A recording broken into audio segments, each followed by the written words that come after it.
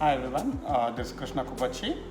You all know me as a professional banker, a company secretary and a trainer. Today I'm here to showcase a new avatar of me.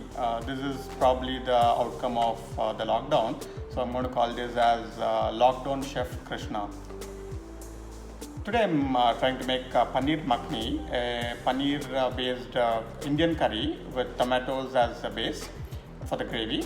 So let's look at how it's made. I'll show the ingredients first.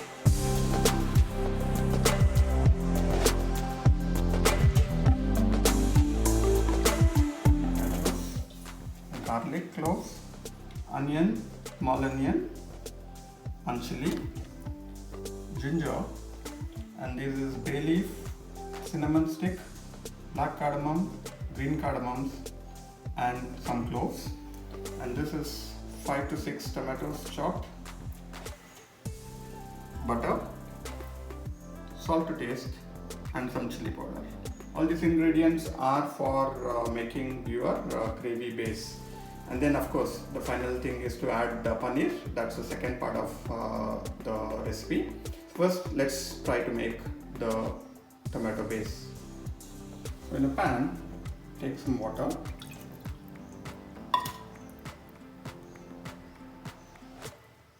Add the tomatoes.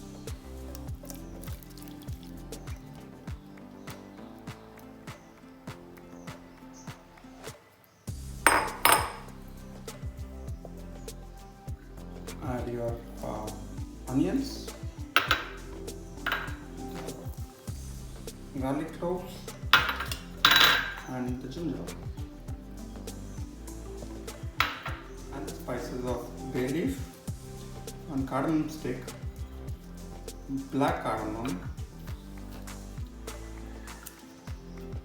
sorry, this was cinnamon stick, not a cardamom, black cardamom, green cardamom, and few cloves.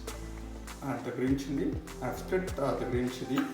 So green chili is very essential for this dish to ensure that you put the right size of the green chilies. Butter. I've taken about half a tablespoon of butter. Chili powder. And please stir all the ingredients.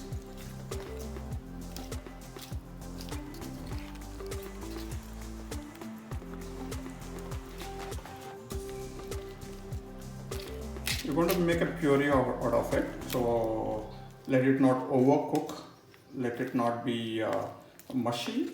At the same time, it should gently cook. Ensure that your bay leaf is full as well as your cinnamon stick is full. We have to remove them before we finally grind them.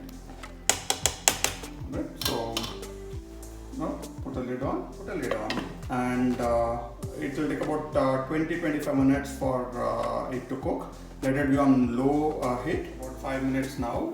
You can see it bubbling inside. This needs to be kept for about 20 minutes.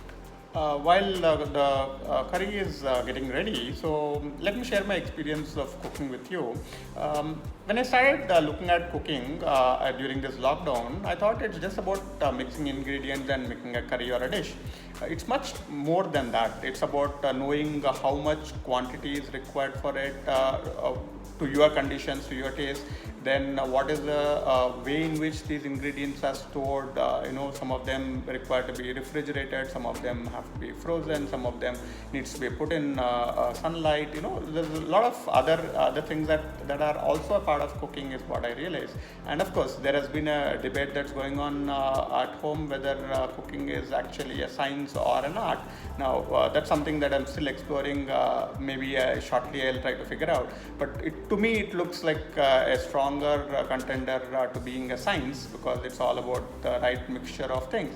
But maybe a touch of individualistic elements needs to be there for that. So maybe probably by the end of the lockdown I'll come to conclude on that.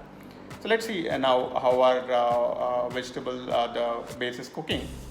So it's nicely cooked. So it's about 20 minutes now.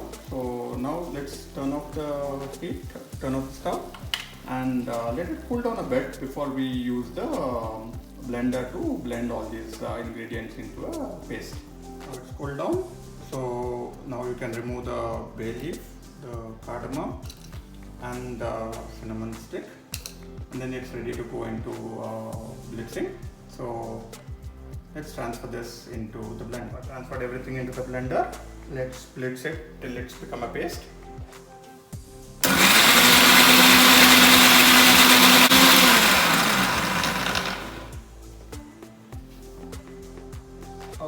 I'm using a sieve to sieve the thing into a more finer paste, so that the consistency is perfect and there are no particles that come across in your dish. So the base gravy is ready now. So we'll start making the next part of. For making the final gravy, take a tawa and add butter, about 1 to 1.5 tablespoons. Add chili.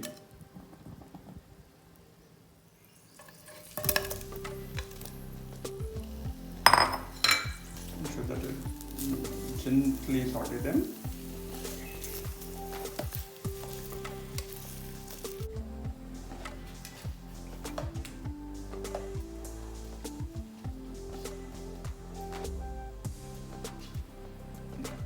Add a little bit of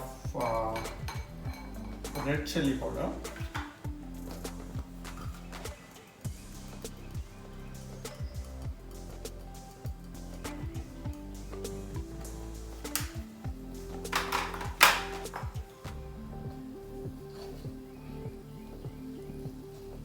And now add the gravy mixture.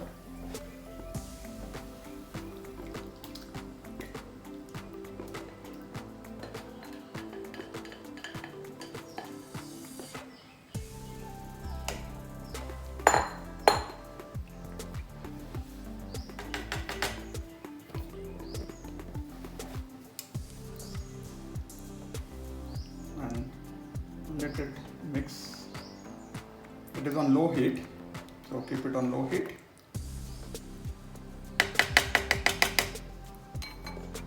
Now let it cook for about 4 to 5 minutes. Let it slightly bubble up, and then you will know that your paneer gravy is done.